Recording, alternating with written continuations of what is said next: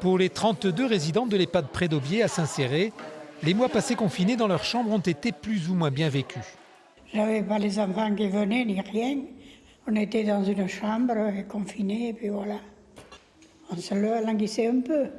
Mais j'avais la télé, j'avais des livres à lire. Ça faisait passer le temps. On était servis à domicile comme des princesses. Tout le personnel a été gentil. Donc, il n'y a pas eu de problème.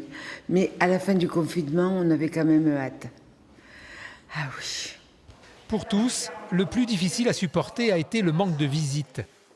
Quand j'ai pu parler aux enfants, même qu'ils étaient dehors et moi dedans, ça m'était égal. J'étais bien. Dans cet EHPAD où la moitié des résidents ont été testés positifs, le coronavirus reste dans les mémoires pour avoir entraîné le décès de 5 d'entre eux. C'est un peu difficile. Parce que c'est des personnes qu'on voyait tous les jours et qu'on ne voit plus, qu'on a vu partir. Qu'est-ce qu'on voyait? On voyait les pompes funèbres tous les jours. C'était pas bien gai. Hein.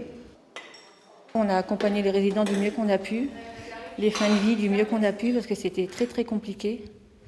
Et aussi pour les familles qui ne pouvaient pas voir leurs proches décédés. Donc ça a été une période vraiment très très compliquée. Face à une éventuelle nouvelle vague de Covid, les résidents se disent résignés. Je vais vous dire une chose, monsieur. Ce qui m'intéresse, que l'alentour que j'ai autour de moi, il se porte en bonne santé et qu'il n'y ait pas trop de problèmes. Quant au reste... À 103 ans, la guerre, la captivité,